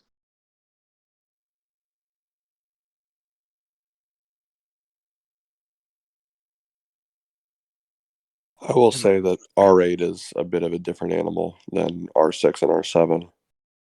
Oh, And yeah. that's why I did not mention R8. Yeah.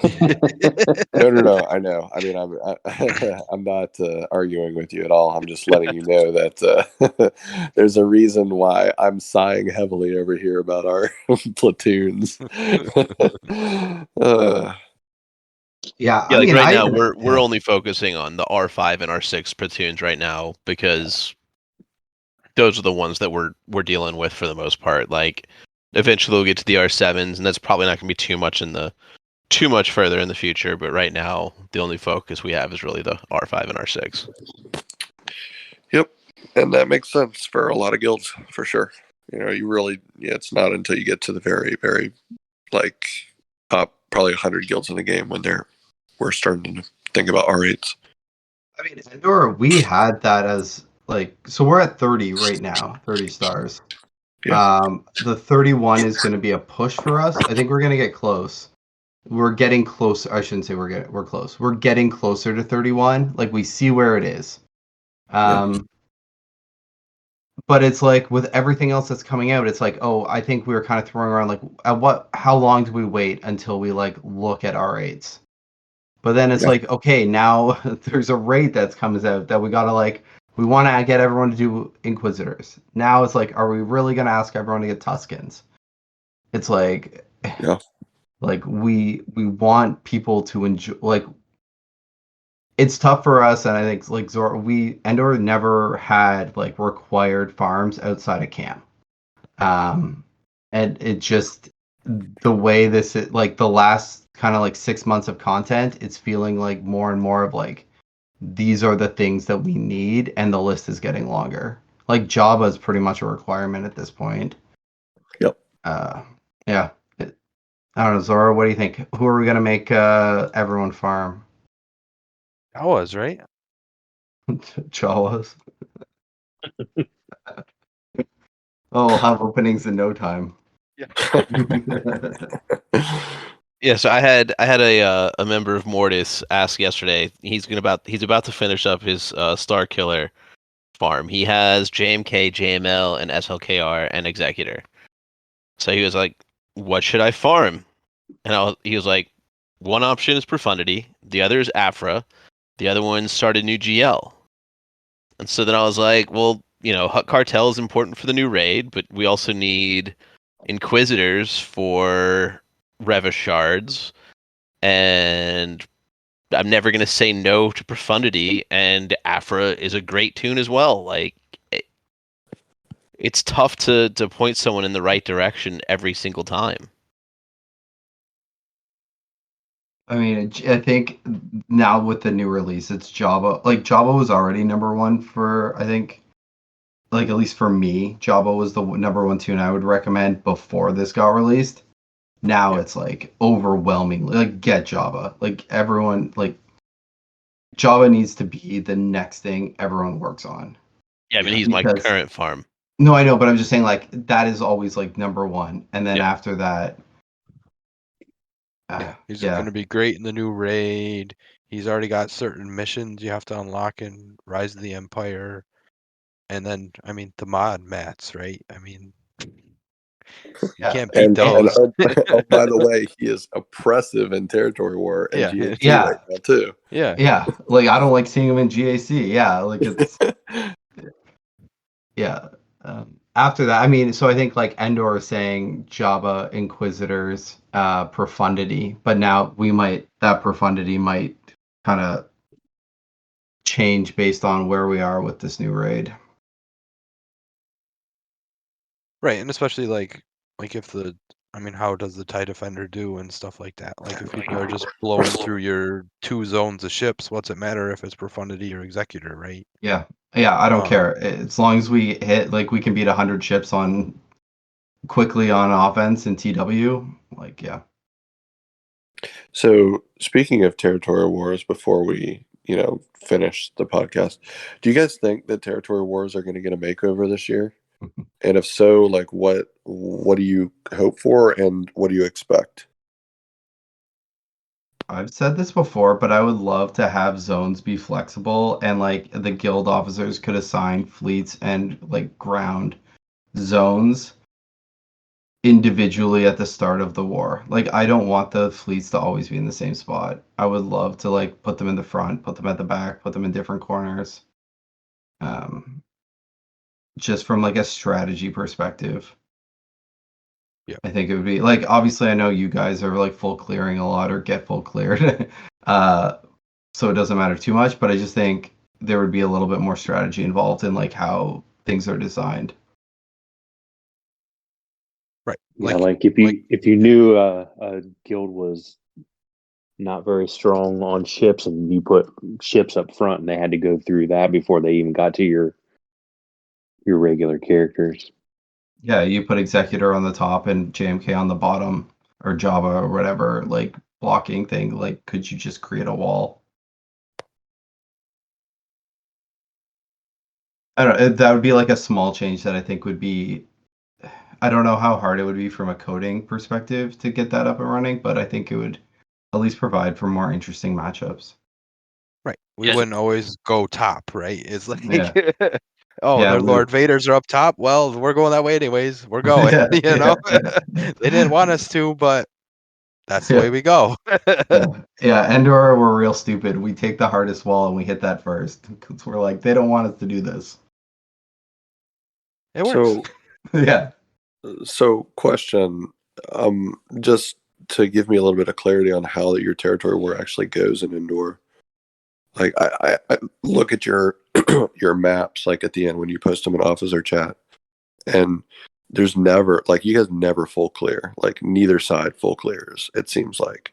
Right. Do you think it's more because you just kind of run out of time? Like 24 hours is not enough time, or is it because there's just so much on defense that even if you had a whole week to clear the map, you wouldn't clear it? What do you think? I mean, I don't want to put this out there, but like Endor has a fatal flaw in its offense, and that is we can't beat 50 JMKs. Yeah. Right? Like that is our like please opponents do not listen to this. But that is like where we'll normally get. Like if you look at our map and you see that we're stuck, it's It's the it's probably JMK. it's JMK wall. Yeah. That's what our And opponents run into too, right? They yeah, can't get through ours because I they mean didn't. Yeah. that happens because we have 50 JMKs on defense. Like a lot of the counters that would work through, like go through those zones, we have sitting on defense. Yeah. And yeah, like they don't clear. We normally get people stuck mid and bottom, and maybe they clear our ships. But yeah, we just go heavy defense and assume we can grind out more.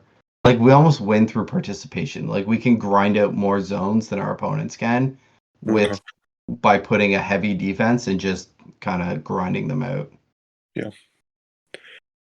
Yeah, I was just curious because one of the potential solutions to like changing up territory war and making it fresh would be to give expand the board, put more teams on there, but also expand the attack time, so where you would maybe only have one war in a week instead of two. I mean, obviously, there's a lot of wiggle room in that general idea, and I think that CG would have to do a major overhaul with the matchmaking in order to make that something that is good for the player base on a whole instead of bad. Because, I mean, currently, right now, think about like at least you have 2 territory wars in a week. Where if you get a really horrible match, somebody sandbags the heck out of it, and then just destroys you because they've got 50 extra GLs on you or whatever. At least you've got that second territory war in that week to kind of get the taste out of your mouth. But if you're only doing 1 territorial war a week, then that would kind of suck for that to happen, right? So if they changed it to more of a leaderboard, just like the GAC leaderboard, where the skill rank, so you play against guilds that are, more or less equally matched with, all of the various factors being factored in. That might be a way to make territory war a little, freshen it up.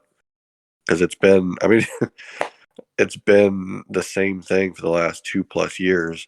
And the only thing that they changed 2 years ago about it was increase the number of teams in the zones from 25 to 50. Yeah. Yeah. So the problem with 2 years going ago already. Yeah. Yeah. The problem with going so much like to have half the matches is like it's just datacrons. Like Sure. it is so hard. Like even where like I know what you guys are dealing with is so much worse than what we are, but at our level, like we are starting to see like full wall. Like Yep. you takes a couple matches just to be like, okay, this Omicron with this Datacron on this team, like what the hell are we beating this with? Yeah. Right? And then it's like realistically you get 8 matches, right? And then the Datacrons all change, right? One set goes away, one set comes in. So you got 8 matches. If you're cutting that in half, now you have 4. Like God, like by the time I know what to do, it's gonna be over. Right? Like it takes a while to figure out what to do where. So what do you want any changes in territory war? Do you think it's fine the way it is? I'm curious. I wouldn't hate some rotating faction bonuses if they could do that. I know they tried it when they first released it with First Order and Resistance, but it was, at least in my experience, it was way before I even had a chance to invest in those squads. But, hey, X Tune gets a bonus if they're in X territory would be kind of cool. With existing well-known squads. So you have to, the guilds that just go and place the same defenses every week without looking at a comparison, they'd be like, dropping all their CLSs in the JTR bonus zone or whatever. They'd have to be at a disadvantage, but like I think that would kind of be cool, but I also don't know how well that would actually work in actuality. Again, that's like just a planning thing. Like what a nightmare. Like rotating bonuses with rotating datacrons with like omicrons. Yeah. Like I mean, on one hand, like theory crafting would be really fun. You would have an opportunity, especially if like the setup period was longer. So like they unveil the map, you look at all your bonuses, and you have 48 hours to set defenses. It would give, if you had enough time and you wanted to like theory craft how you wanted to build your board. Like would you see what your opponent, like would the bonuses be the same on both sides, I assume? So you kind of know what your opponent was going to do. You kind of see what you're going to do. That's so much already part of the going on issues with it. Yeah, I mean, for the most part, I'm pretty happy with the way that TW is run these days. I think when they change the matchmaking, you still get the sandbaggers every now and again, but for the most part, we're having pretty solid matchups. And so, like, a minor tweak here or there might be pretty cool, and I think, yeah, your idea immediately later about being able to move around, where your fleet territories are is pretty cool. but yeah, I don't think we need a major overhaul in this game mode. They I'd did be do worried that. to be 3v3. Stop. No. Oh, no. I mean, like, what do you think? Like, they're not like that's what they're gonna do.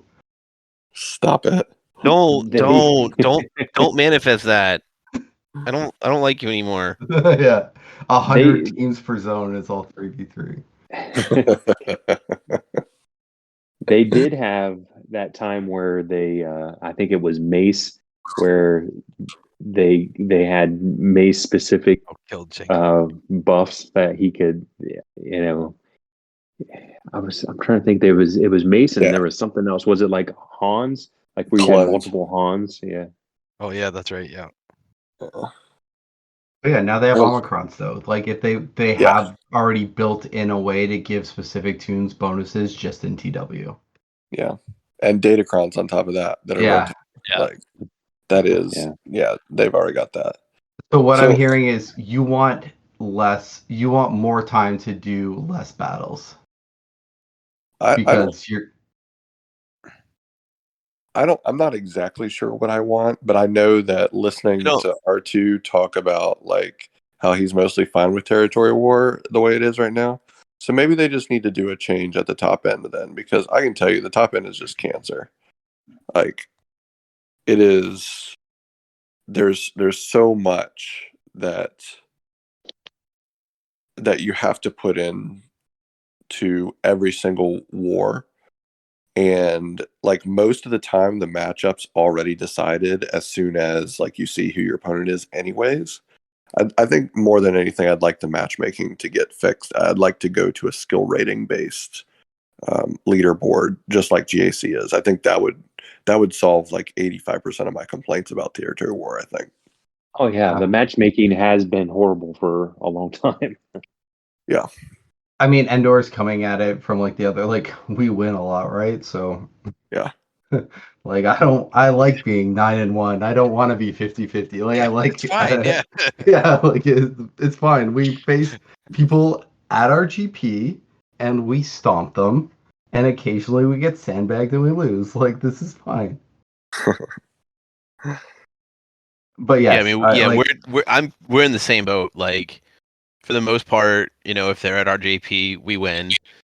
Every now and again, we run into a guild that has more GLs, or and we end up losing because we just can't clear their GL walls efficiently enough to get through the other territories while they've already cleared us. But we've got in 2022 we had a 70% win rate, and we're off to a better start here in 2023. So like,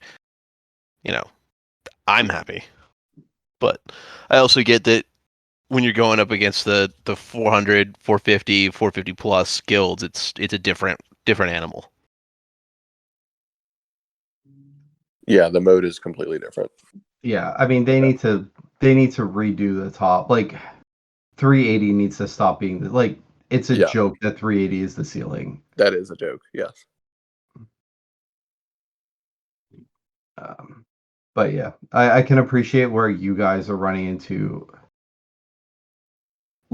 It's one thing to like lose a good matchup. It's another thing to lose like 2 minutes into TW when you run the compare. Yep, and that's the frustrating part, really. Yeah. It's like just knowing, oh well, we lost this one, so might as well not even like try. Because Phoenix at the front. Well, yeah, because territory war, I mean, I'm telling you, at our level, it takes a lot of planning and thought and effort and like constant attention. And it's just just think about doing that and then knowing in the back of your head, there's no way we can win. Because there are matchups where, like even Mandalore, we cannot win. Yeah, we're lucky. Like Endor has like AF. Like AF is our TW officer, and he puts a lot of time into it. And when we win, it all feels really, really, really good and worth it. But like we lose very infrequently, and it sucks. Yep. To have that like win rate go closer to 50-50, it Yep. would make it would, I could imagine we would be burning out TW officers pretty quickly. Yep.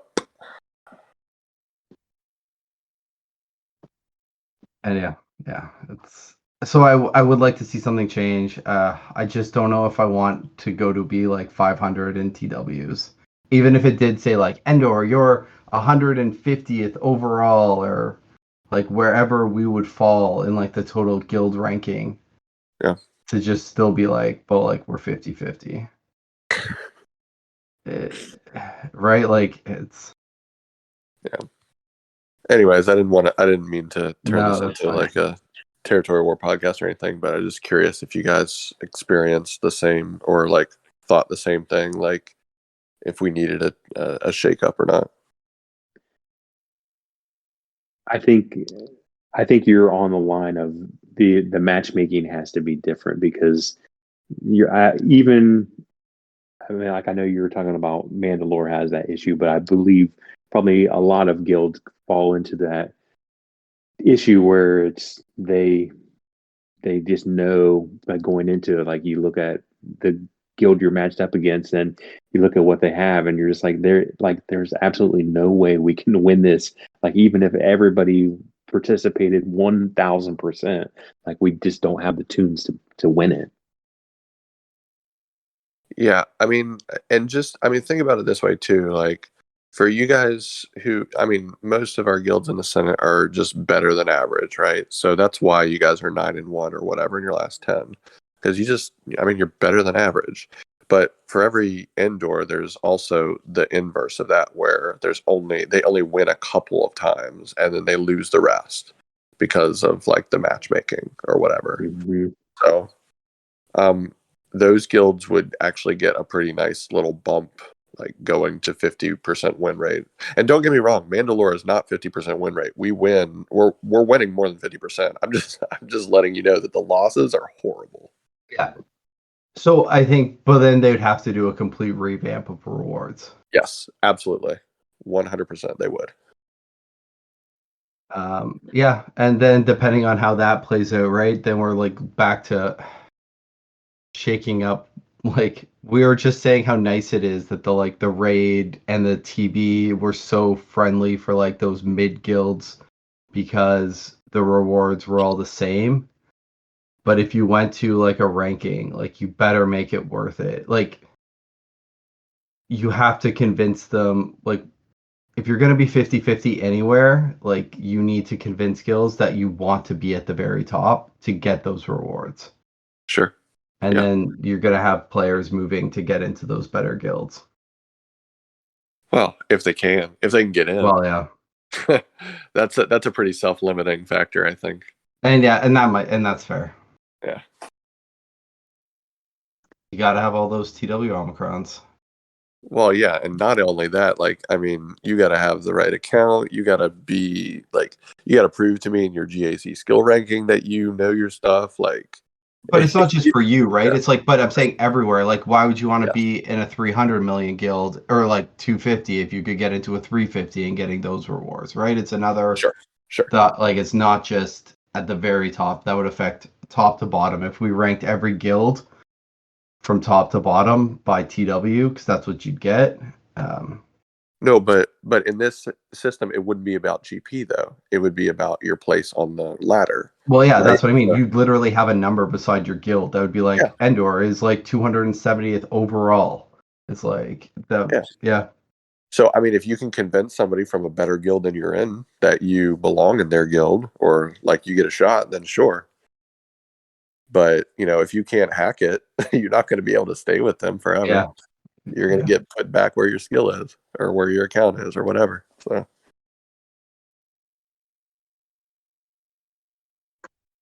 Right. Well, I think we have touched on everything that was kind of outlined in the latest information released. Kind of wrap things up. Like, you guys have some final thoughts that you want to throw out there?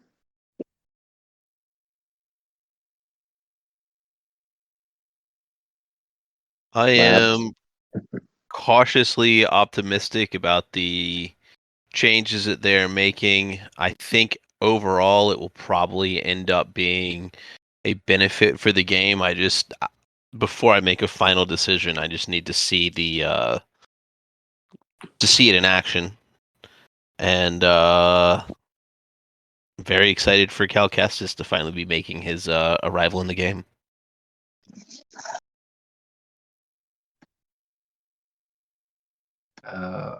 So farm Java. If you farm Java, maybe start hoarding some materials and waiting till we see some more about the new raid and see if you need to start investing in Tuskens.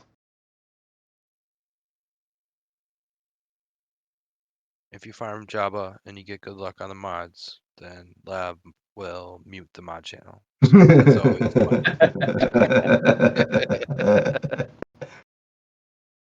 I liked my proactive approach this morning. Yeah. I think I'm going to start doing that. Lab's just gonna post the middle finger GIF in mod channel first thing in the morning every time that the event comes up. Yep. My final thoughts are: don't ever try to catch up or feel like you've caught up, because you'll never catch up. Just do the best you can, plan it out, and enjoy the ride. Those are pretty wise words. Yeah. Well, Enjoy I it. want It's the key. to thank everybody for joining in the discussion tonight. We had a lot of stuff to talk about and probably went a little longer than we anticipated, but I think it was all good conversation. It looks like our Chancellor Rim just happened to pop in and catch the end of this podcast too. So if he wants to chime in real quick, welcome to. Well, I am happy that you all did this episode. I was unfortunately unable to join at the time you guys were planning on putting this episode on, but I can tell you, what I was able to listen to and everything that I know about what you all are, this was probably the best episode that's ever been published yet. So I'm really thankful that every one of you joined in and stepped in to put this episode forward. Thank you so much.